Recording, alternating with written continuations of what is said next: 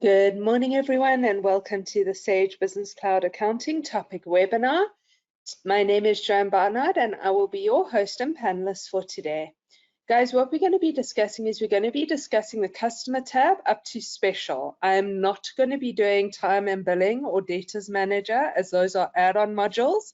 I will do them separately as their own topics. So we're going to go all the way through adding a customer down to special. And we're just going to talk a little bit about that. So if you've attended previous webinars, guys, what you'll know is that we're just basically going through the tabs, like for example, home, and through these options. Then we did the creating your own custom invoice, how that works, the software you need to download, and how it all works, adding your logo and everything. We went through company and through company settings, as well as administration. So now we're going to go through customers. And basically, guys, customers is where you do everything with relation to your customers. And this is where you would add a customer and where you can view your lists and transactions, your reports, and adjust your opening balances. So that's under special. And guys, when you add a customer, this very much depends on the options you set up in your company change settings. And the reason that I talk about that is because it depends on if this is monthly or daily. And you can also set up whether it's basically going to be balance forward or open item. So auto allocate receipts to oldest invoice down. If you tick that, basically this is balance forward and it will automatically allocate those receipts to the oldest invoice down, or you can untick it and it's open item. So guys, what you will know is that there are no codes in Sage Business Cloud Accounting. It's just a description. So for example, Joe 001, something like that, or JFB. And then you can assign a category if you have created a category. So you can go, these are general distributors, mountain bike distributors, road bike distributors. Obviously, depending on your own category, you can also add new category from here if you'd like. You can say whether it is a cash sales customer or not. That means that obviously you receive cash as you make the sales. And then you can enter your opening balance here. Now, guys, this is not the same as adjusting the opening balance. You can enter it here. You can put when the opening balance occurred, and then you can select whether it's active or not and apply your credit limit and the customer VAT number. Then, guys, you also have the option of sales reps. So if you want to assign sales reps to your customers, you can add new sales rep. And here you see that you enter first name, last name, email, telephone number, and mobile. And then customer accept electronic invoices, which just means that you have their approval. You can email the invoices through to them. Then, guys, you've got your details tab. So this is your postal address, your delivery address, the contact details, and the default settings. So statement distribution. How do you want to distribute the statement? Do you want to not have any distribution, printed, email it, or print and email? Is there a default discount? So you're always going to give this client discount. You can enter that here.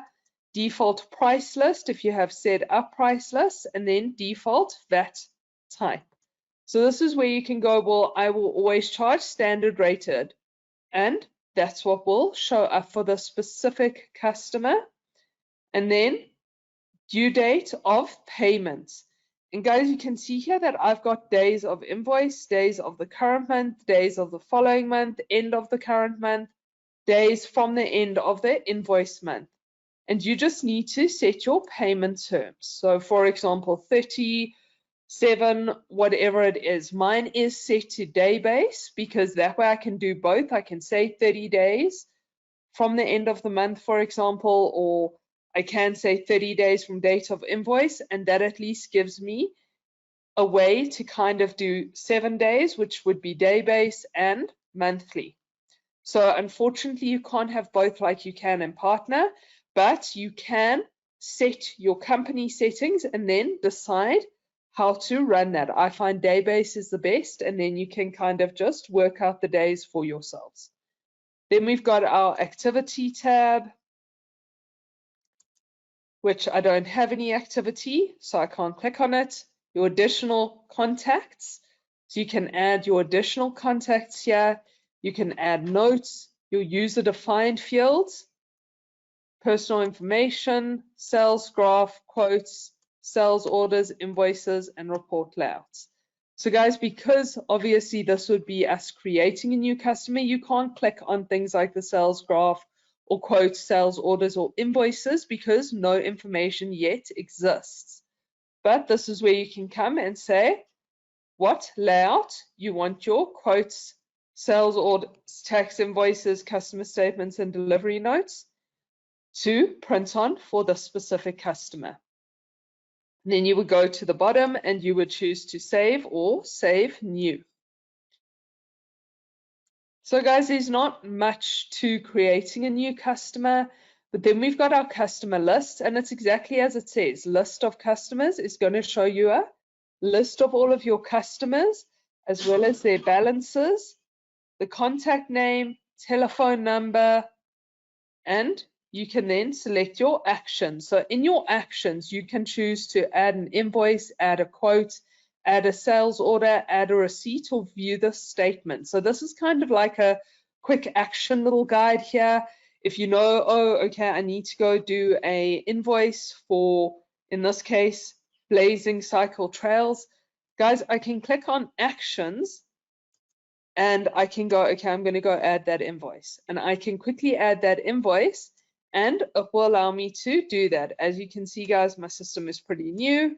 So new company, not much has been done. And we will add an invoice just now.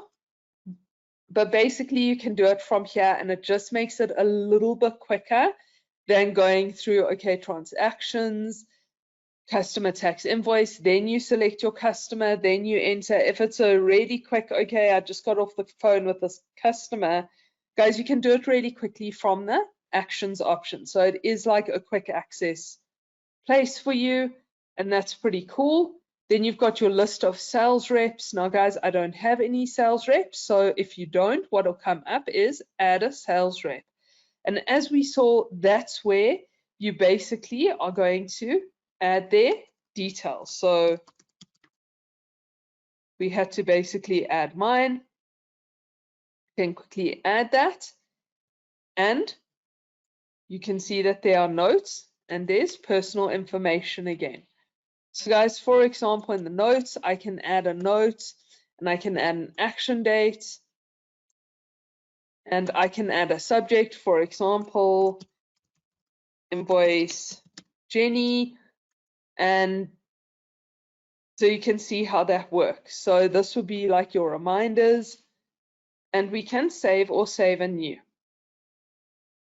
Then you can see that there my details are, and again, we can go to actions and I can either edit or delete. So there's no other quick action. In order for me to now work as a sales rep, I would need to go and have myself assigned to customers so that on their invoices, I would be the sales rep for them. And that's obviously how sales reps work. Guys, you create your sales reps and you assign them to certain customers.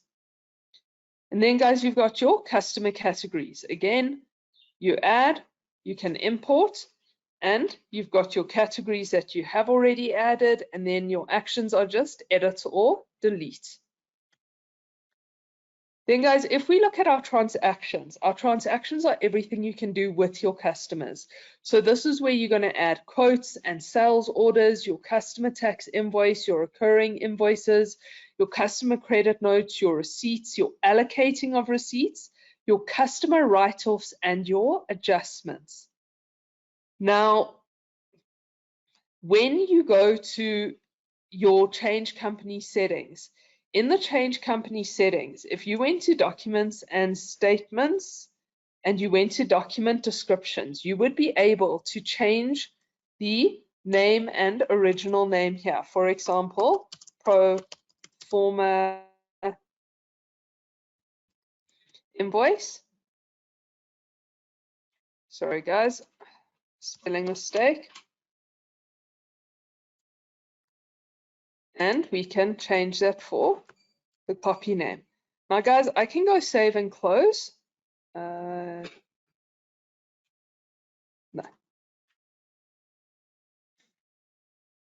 Guys, please always read the messages that come up because they are kind of important. A lot of the time when we're busy, we don't bother to read them and then we miss important information. Those warnings are there to help you.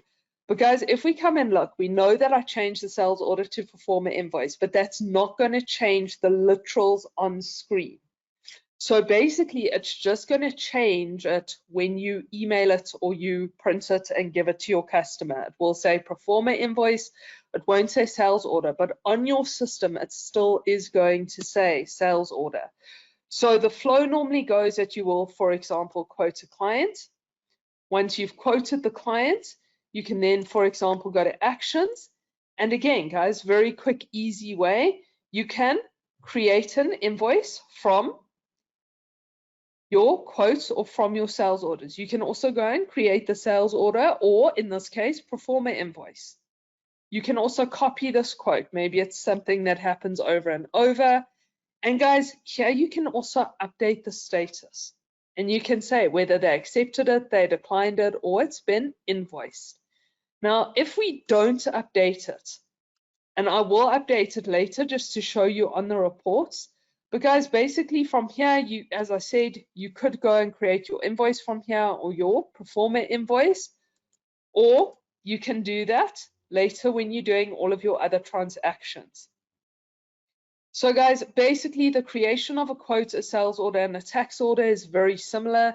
The difference between them is just when you are busy selecting from quote or from sales order, you'll go, once you've selected that specific, now I can't remember who I used, sorry guys. Once you've selected that specific customer, if there is a quote or there is a sales order, you'll click the down and you'll be able to see that. There we go. Couldn't remember if it was the first or the second. You can then select that, and what it will do is it will import the items on that quotation. And you can then either save a new or just save. Now guys, this is in the sales order. However, if we had to exit this and we had to just go to the tax invoice, so I don't want to save it. You're going to add a tax invoice. And again, guys, the details and the way that you do it are very similar. So you're going to add the information. It should all get filled out.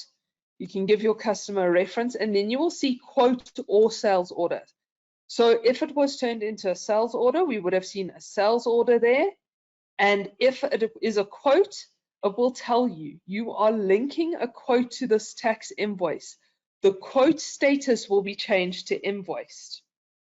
Now, guys, what you will see is that that didn't happen when I linked it to a sales order.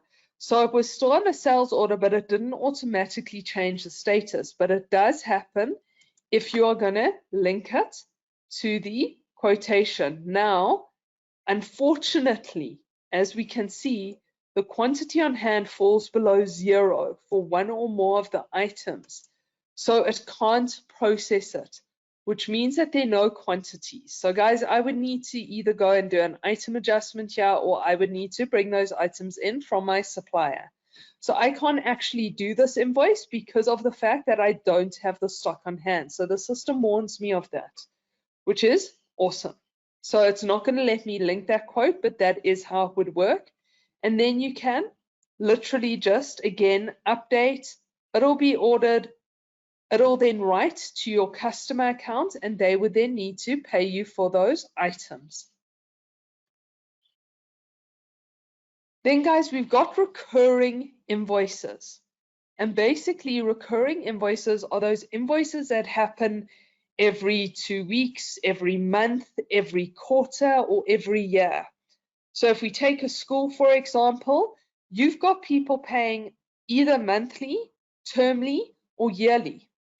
And you can go and actually create those recurring invoices. And instead of you then having to every month go put in the monthly invoices, or every quarter or every year, you can just add them accordingly. So you would, for example, add your customer, add the start date. So you'd be like, okay, this is going to happen on the 31st of every month.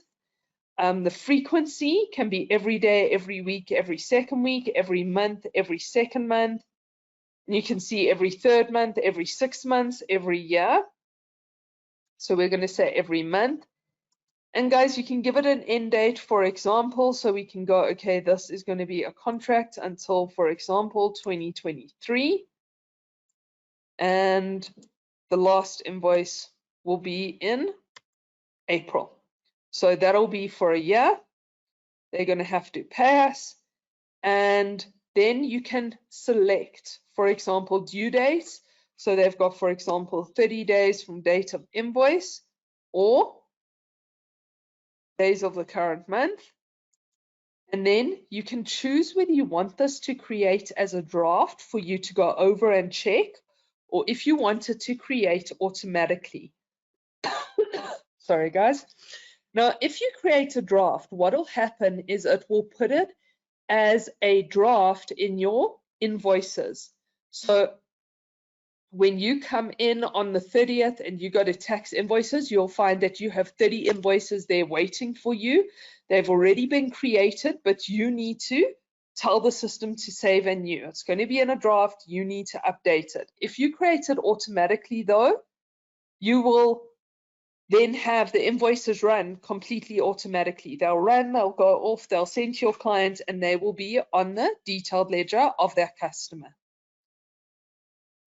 So guys, that is recurring. You set them up, save and new, set up all of your details. You can choose to email to, for example, I'm emailing it to Bob, and then I'm going to CC myself because I want to know that it's happened. I can add my email signatures, and then you can choose whether you want to use inclusive amounts or exclusive amounts. So guys, basically it's very similar to an invoice, a sales order, or a quotation. There's nothing really, mind-blowing in entering those things. They are what they are. We enter the details accordingly and we continue. Customer credit notes are very similar, except what you're doing is you are crediting the customer. So maybe in this instance, this is the demo store. It's a bike shop, and this client got the wrong size, whatever the issue is, and you need to credit them. So again, guys, you just select your customer. Sorry, guys, I think that I actually said add new customer. So you can also add customers from any of these screens. It'll go add them, and then you can process towards them. But you would add your customer, and then, guys, you could actually credit this customer accordingly. So generally, you would want to select from an invoice, and it will put all of the information in for you, so you can go, okay, they actually did buy a bike from me. The bike was faulty for whatever reason, under warranty, it's being returned, and you would credit the customer accordingly.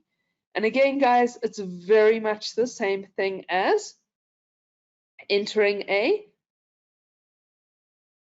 quote, sales order, tax invoice, or credit note. Now, guys, at the top you have send and you have options, and that appears on all of these.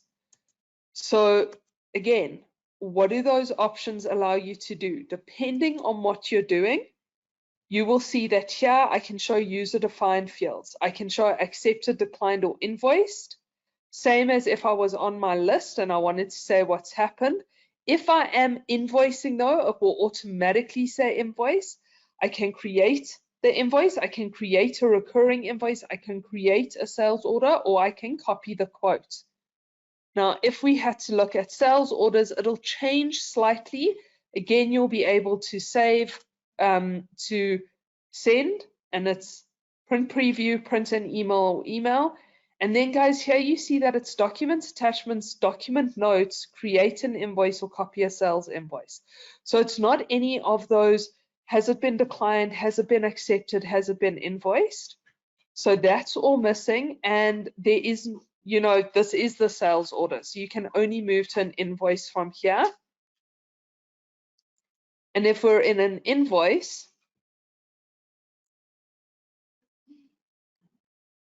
you can see that it's anticipated payments, create recurring invoices, create a credit note and re-invoice. So guys, say for whatever reason there was something wrong with the invoice and your customer's unhappy with it, they've told you something's wrong with it, you need to go and credit it, you can credit and re-invoice from here.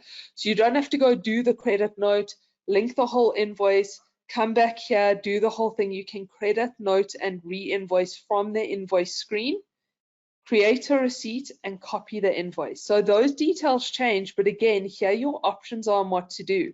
So you've created this invoice, you may want to move on to the next step immediately. You may not want to sit here and, you know, jump through this kind of list to go to receipt or to go to write off, whatever it is. So you can do a lot of stuff from the options menu from within the processing screens. They just do change depending where you are. Then guys, we've got our customer receipts, which are obviously just writing that you've received a receipt. So here we select our customer, we've got our document number, we say this is the receipted amount, we have our reference, and we can then go process. Now generally, if you have unpaid invoices, they will show here, and you can then allocate that payment to the receipt. But if you don't allocate that payment to the receipt, it will lie as unallocated. You can also go to allocate receipts, so maybe you just do a number of receipts. And again, guys, here what would happen is you would select the customer, and once you had selected the customer, what it would do is it would give you the invoices, it would give you the unallocated items, and you can literally drag and drop.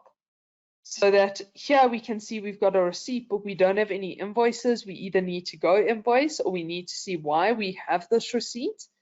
And then we would drag and drop. So here you would drag to allocate. Dragging to the left will reallocate. Dragging to the right will unallocate. So you drag to the left to allocate. You drag to the right to unallocate. Split unallocated item amount, that's if you need to allocate to multiple invoices. And then you can also go look for a specific invoice number. Then guys, your customer write-offs. This is if, let's say you've got a customer and they haven't been paying you, or maybe, you know, they paid you, but they were short like £2.50. You're probably going to come to the end of the year and go, you know what, this person hasn't bought from me since, it's £2.50, I'm going to write that off. Now, bearing in mind that is still an expense to you, but it will cost you less to just write off the £2.50 and take the knock than to have to follow up with this client on phone calls and go, yo, you owe me £2.50. So guys, it's meant to be for very small amounts. Or maybe you've had a client who's had a problem, they're paying you off, and you decide, you know what, this person's been really awesome at paying this off. I'm actually going to give them a break, and I'm going to tell them, you know what, you've been awesome at writing this off. So what I'm going to do is I'm going to give you a discount. The last 300 you don't have to worry about. Thank you for being a good sport, whatever. And you write that off. So guys, there are various reasons someone isn't paying you. It's not worth the legal costs to get someone involved to go and actually chase that money. Or maybe you've done that and you decide that you're going to do that write-off. You're going to give them a discount. Hey, if you pay 500 Rand this month, I'll write off the remaining 300 that is left over, because you've paid off the 3,500 basically that you owe me. So that way you'll only pay 3,200, I'll write off 300, we can call it a day. For whatever reason, you come here, you're going to select your customer, it'll give you a balance, and guys, you can then write off the value and explain why you're doing that write-off, give it a reference, And if there are any unpaid invoices, you can even allocate that write-off to those invoices so that they are no longer unpaid. And then guys, lastly, you have a customer adjustment. Now guys, this is not the same as adjusting the opening balance. A customer adjustment would happen where, let's say, for instance, you did a receipt and it was the wrong value, or for whatever reason you don't want to delete it, you don't want to change it, maybe on the invoice the value wasn't 100% and you just need to fix that. Guys, those are adjustments that you're making. Maybe there's interest that you want to add because this person hasn't paid you on time and you're like, hey, you're outside of your terms, you didn't make a payment. I know you have a credit limit with us, but now I'm going to charge you interest on that value. You would come here and you would choose the customer. You would choose whether you're increasing or decreasing, depending. And then you would add the adjustment. So this is for every kind of adjustment, but opening balance adjustment. So guys, please don't try to fix your opening balances here. This is where you need to change things that have gone wrong. So for example, you're increasing this balance. As you will see, guys, an increased adjustment cannot be allocated to unpaid invoices. Why? Because you're increasing the amount that this debtor owes you. So basically, if you do know accounting, you know that debtors increase on the debit side.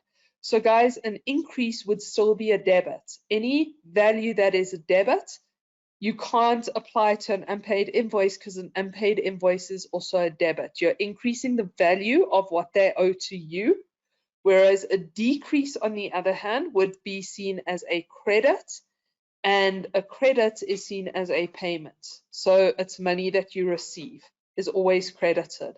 So that's what the increase and decrease means. Depending if you're coming from Pastel Partner or Express, you know that we work in debits and credits. Here we work in increase and decrease. So are you increasing how much they owe you, or are you decreasing it?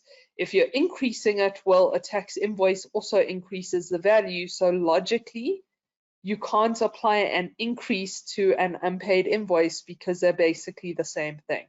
I hope that makes sense. Then guys, we have our reports. Now, the reports are pretty standard, but again, the options might differ depending on which reports you run. So you've got your customer statement run. So this is the run that you will do at the end of every month, from customer to customer, from category to category. And guys, please make sure for the categories you select the very first one and the very last one.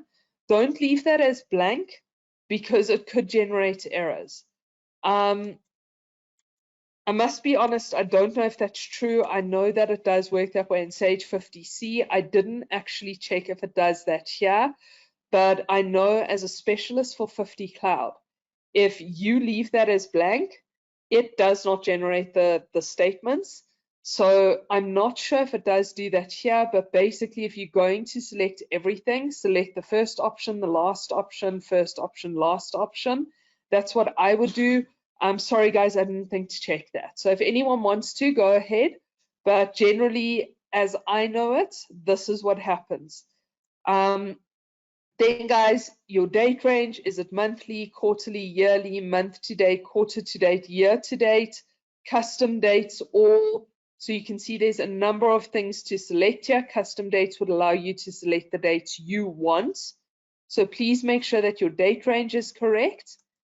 So you'll see if you select custom dates, it allows you to choose a range. If you select all, it doesn't give you an option. Last month is grayed out. Last quarter will be grayed out.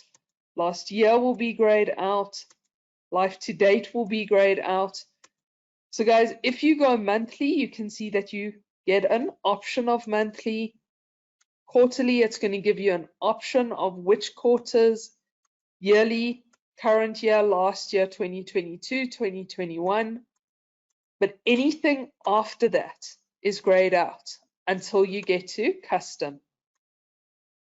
So the dates after these three are all going to be grayed out because it's like, well, those are set in stone. These will give you options and custom date. You can do what you want there. All is just everything.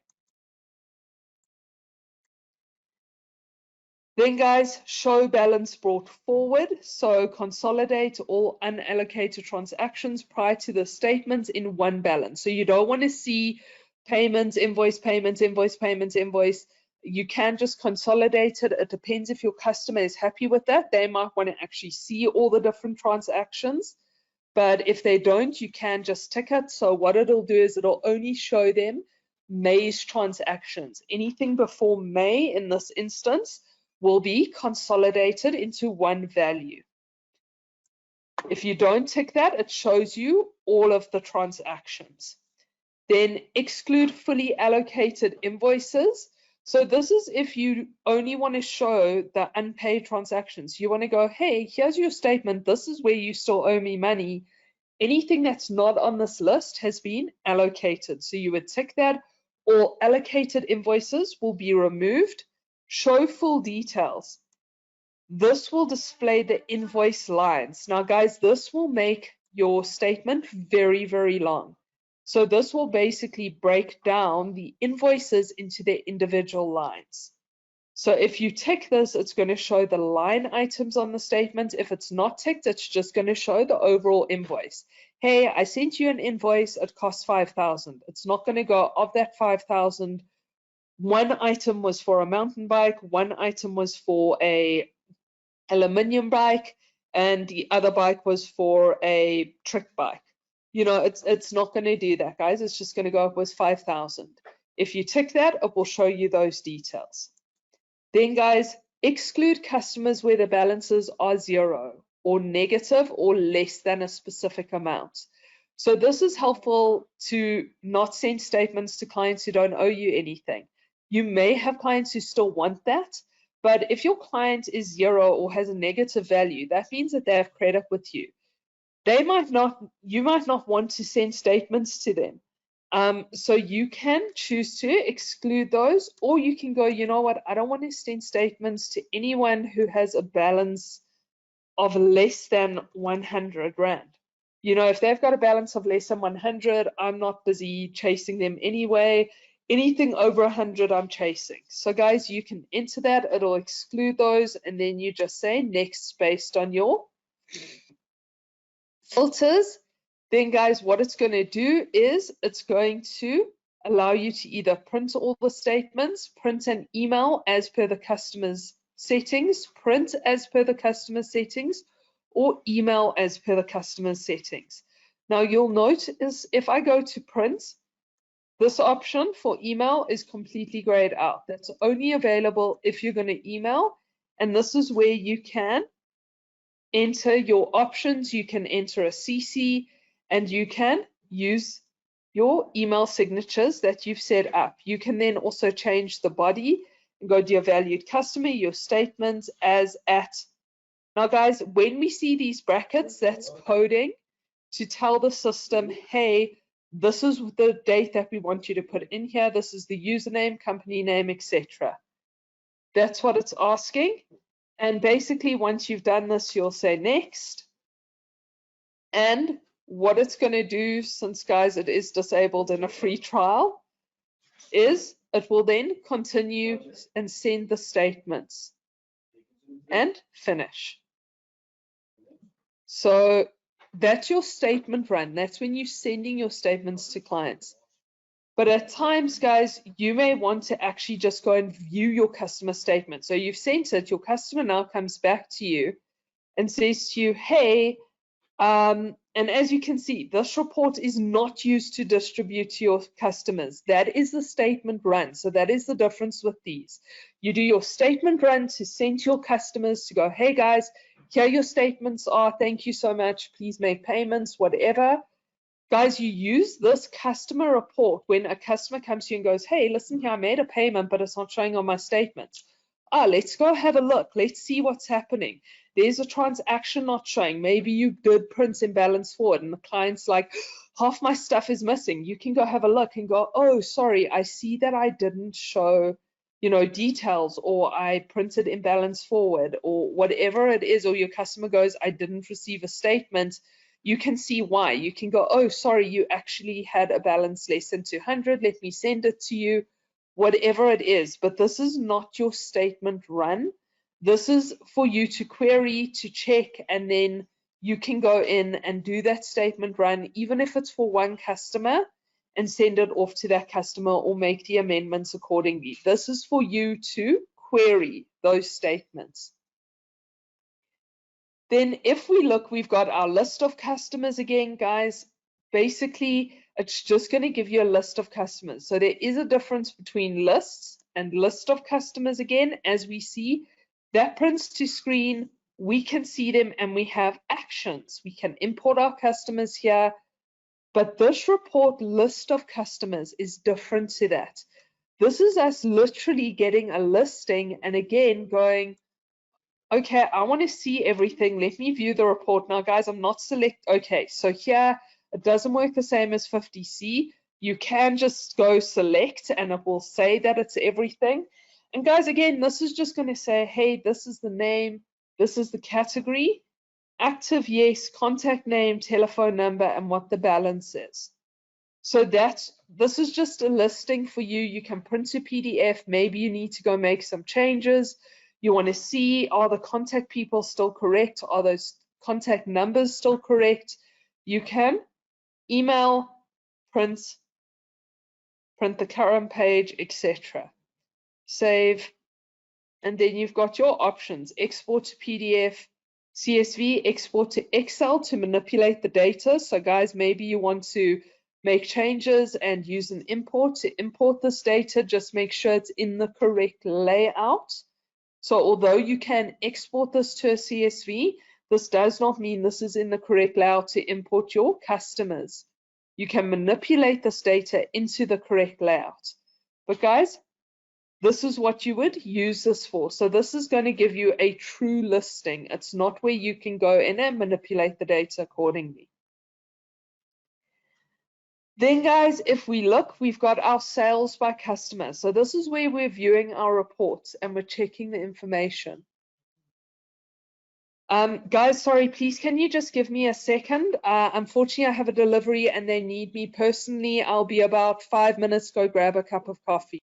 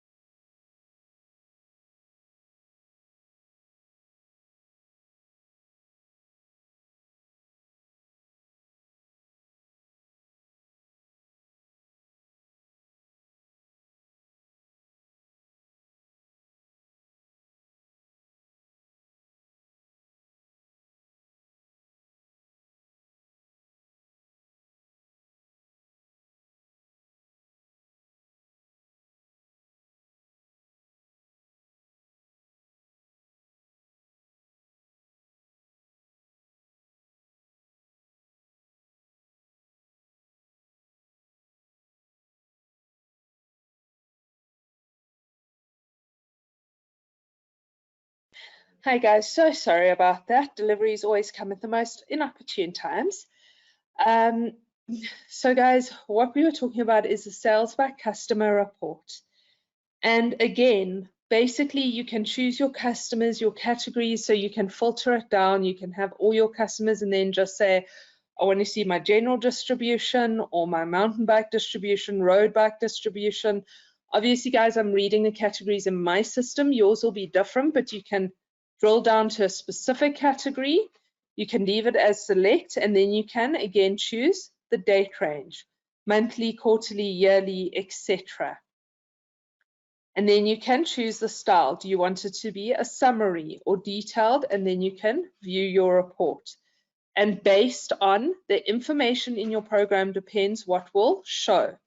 So guys, what I want to do is I'm going to go and create a customer tax invoice very quickly.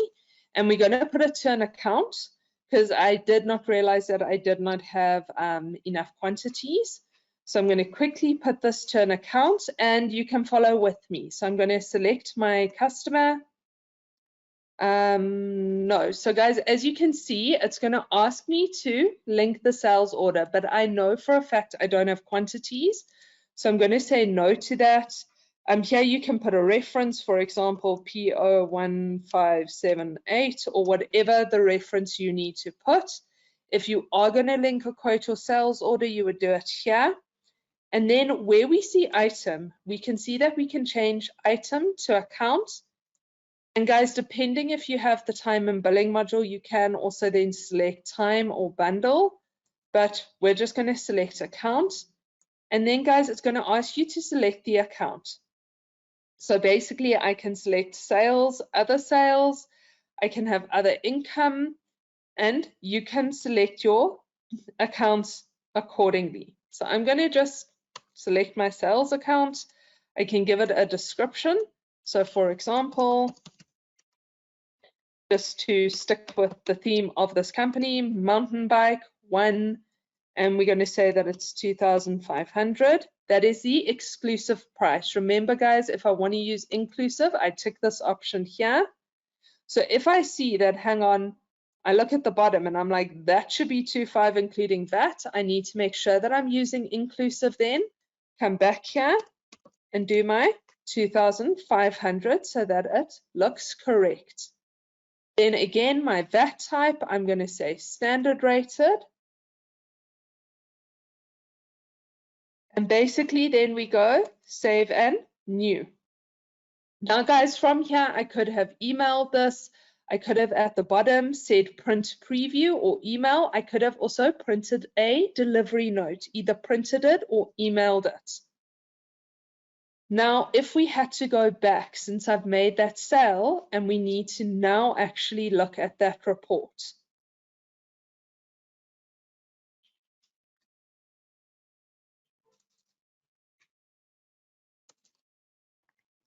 We should now have information. So now it's telling me, okay, sales by customer report, here's the customer, this is the sale, it's done. Now, what would happen if we had to quickly do another transaction by a different customer? So guys, not going to take me long.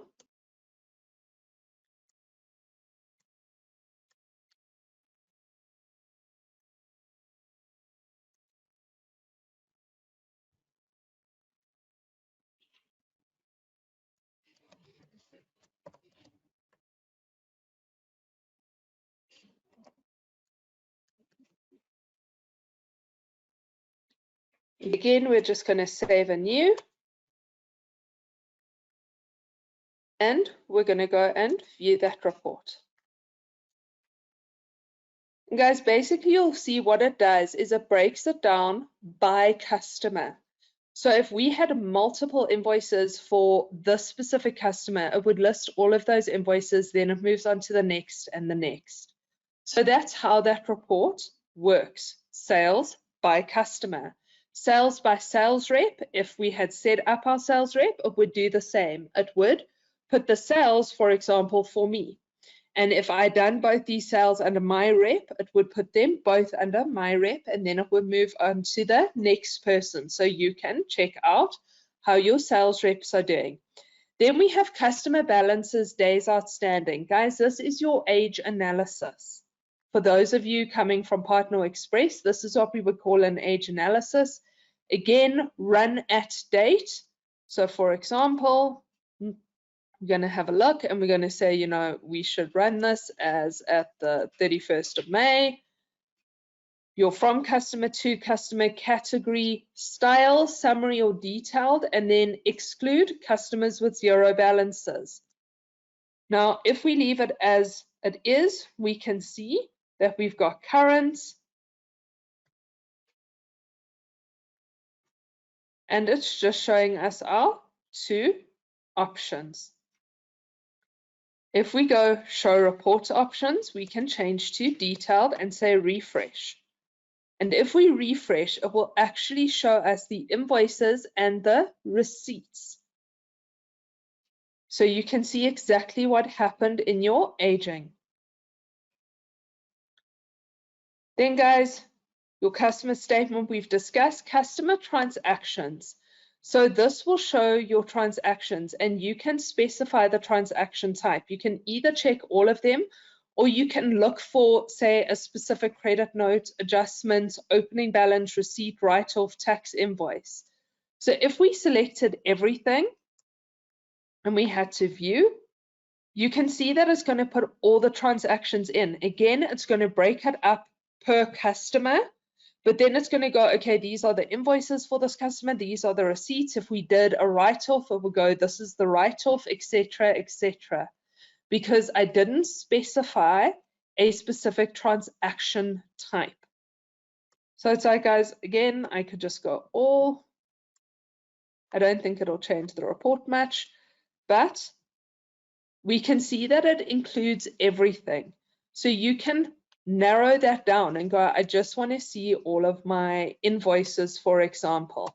Now, this report can be very useful if, for example, you're checking your sales account. Maybe you want to verify your sales account against your invoices. And you want to make sure that's what's in the sales account and the total of these invoices match up. Bearing in mind, guys, this is the inclusive value, not the exclusive. So your sales account will always be excluding tax. Your customer detailed ledger will be including tax. So you need to make sure that the difference is between tax, but otherwise this is how you can check that.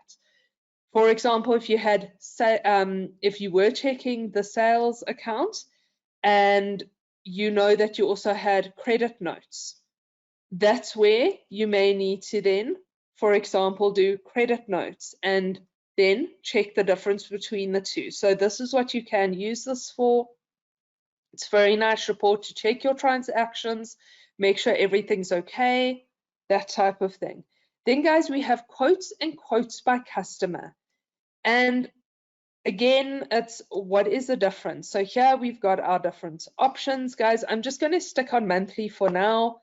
You can select your customer and your category and then your document status. So you can see what's accepted, declined, pending, expired, or invoiced. Or we can say all and view report. But you would use this to actually check, you know, what's happening. Is this pending? Is it expired? You know, if it's expired, I might want to go and delete that. So this is your customer quotes report. Now, this is the report as it shows here. If we view the report, customer quotes by customer, you will see the options change slightly. And again, we can check between summary and detailed. So filling in our filters, we can see now that instead of just giving us a list of quotes and saying whether it is pending, expired, etc., it's going, these are the quotes for your specific customers. So it's now gone and put all the quotes for the customer under that customer. So it's no longer just a list with a name for the customer. It's actually gone and put it under the customer account itself. So you would use that if you're looking for a specific quote for a specific customer.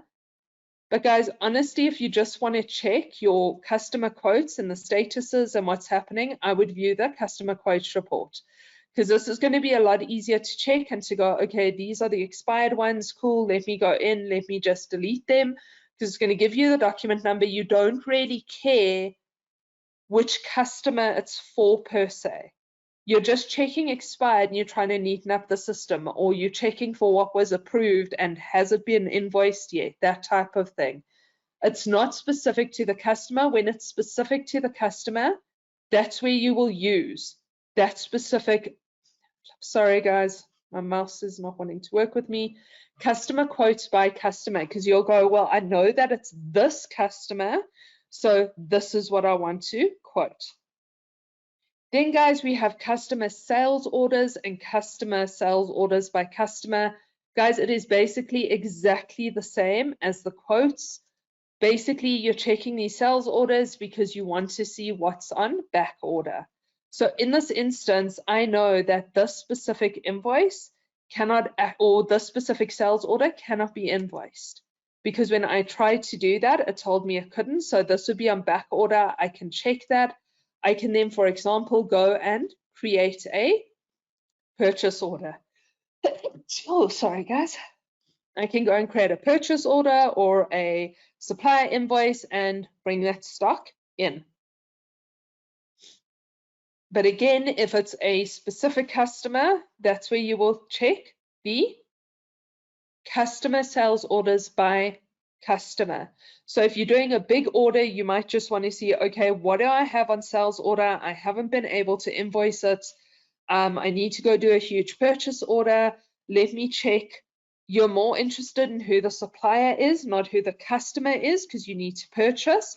So you would rather view your sales orders or your quotes and be able to order that stock. Whereas if it's specific to a customer, so you know, this customer's phoned in and said, hey, what's happening with my bike? I've been waiting for 2 weeks. You need to go and see what's actually happening. You know, have we not received stock? Have we ordered stock? That's where you would do by customer. Then guys, you've got your customer invoices.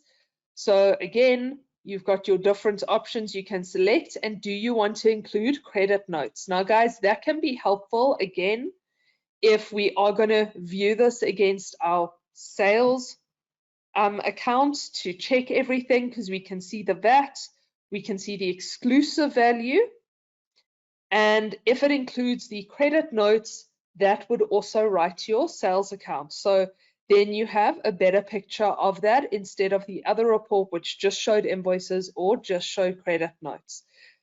You can use that other report as well, as I said, but it would be you doing a bit of gymnastics in terms of arithmetic and trying to go, okay, these are all the credit notes, these are all the invoices. But guys, that report is specific if you're going, okay, what exactly were the invoices?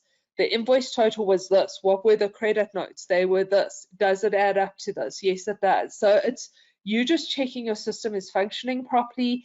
And again, you would probably view that report against this report to make sure everything's in order. So this is your invoice report, or your sales report in essence. Then guys, unallocated receipts. This can be really helpful if, you know, you do have unallocated receipts, but you're not sure, your customer's saying something doesn't look right. You can come look at the unallocated receipts and go, oh, okay, I didn't allocate this. This is why their statement looks funny. This is why it doesn't look like this was paid. Let me quickly go and actually allocate that. Technically, you should allocate all receipts before you do your statement run, but this is where you would come to do it. And then guys, customer communication report. This will show you all of the communications that you've sent to your customers.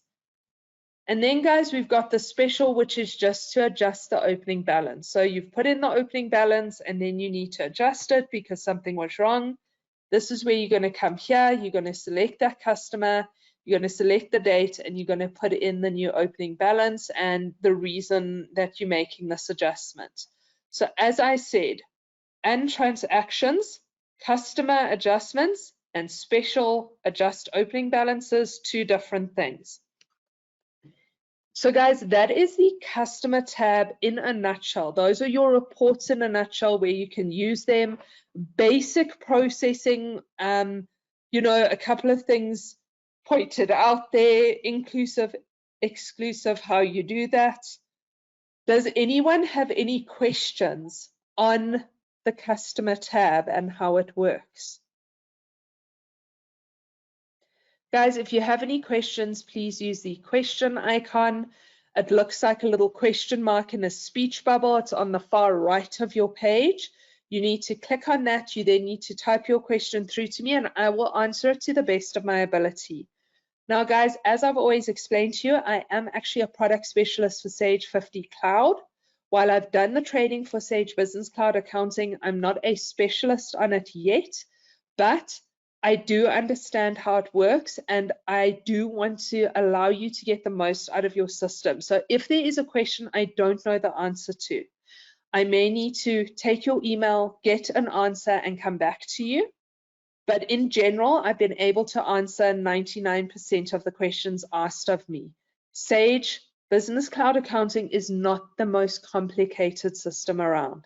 So in general, we can answer those questions, but just if you do ask me something that I'm not 100% sure of, I will be honest with you. So guys, if there are any questions, please let me know. I'm going to give you a couple of minutes. And if there are no questions, then basically, guys, that's it for the session. That is the customer tab. That's how you use it. That's what your reports are used for. Hopefully you learned something interesting and new. Please remember that we have our Sage City site where you can go and you can post either interesting things that you've learned about, you can ask us questions there, and you can connect with the community as a whole. And guys, remember in Sage City, you don't always need us to respond to the questions. If you see someone in Sage City has asked a question and you know the answer, please feel free to answer them.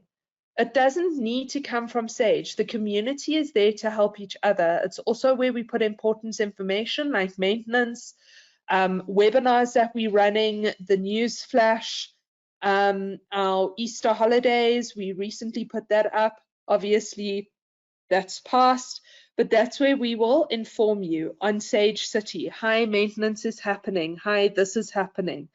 So guys, while I wait for questions, basically, please make sure that you do sign up to Sage City. That's by going to sagecity.com. When you go to sagecity.com, please select Africa and Middle East and then Sage Accounting. And then, guys, you're going to see that this group requires membership for participation. Now, if you are not signed in, so it says join or sign in, please click there, sign up or sign in.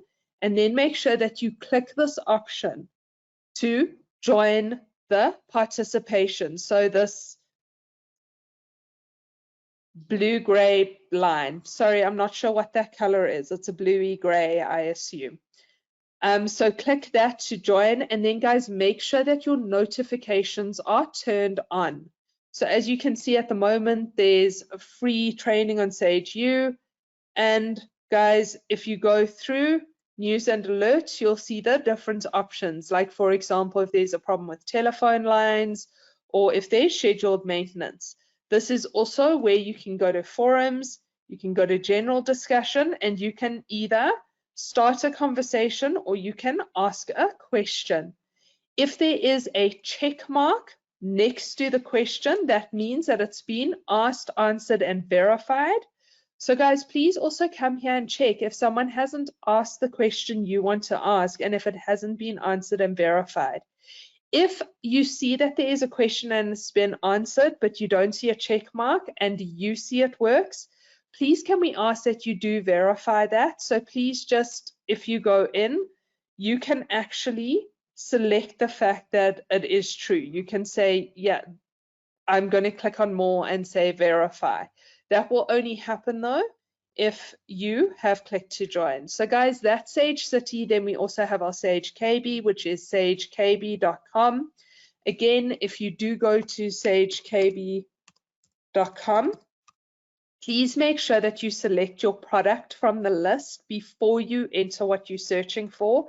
Otherwise, it's going to search all products. And guys, then we find people downvote our stuff. because they're like, well, this wasn't what I was looking for, because maybe something on X3 comes up instead of Sage Business Cloud Accounting.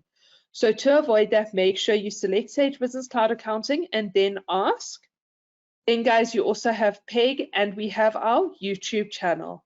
All of that is available on the news flash. Otherwise, guys, I don't see any questions coming through, so I'm going to assume that you are happy with the information provided. If there are any questions, I will stick around for a few minutes once I end this. But guys, then that is it for me for today. Our next webinar will be on the suppliers tab, to my knowledge, which is going to be very similar to today. It's going to be on the suppliers tab, but it's going to be next month. So we're running one webinar for Sage Business Cloud Accounting every month. We want to see if people are interested in this content. And guys, if you do want us to run different topics, like for example, time tracking and debtors manager, please let us know so that we can add that for 2023. We do need more people to be interested. So also please let people know, if you're a business partner, please tell your clients that we're running this. Guys, I also run the Sage 50 Cloud webinars. I know that they're more in depth. We've started off very basic for Sage Business Cloud Accounting, and we will get more in depth as time goes. The Sage 50 Cloud ones are more in depth, and my knowledge is more extensive there. If you run both programs, please feel free to sign up for both. You can do that via Sage City. It is in the news and alert section. Otherwise, guys, I hope that you enjoyed the session. I hope that you learned something and it was informative to you. I hope that you have a fantastic day further, and I will see you next month at the next one. You're welcome to log out. I will stay available for a few more minutes. If there is no further questions, guys, then I will end the session, but I will let you know. Thank you so much.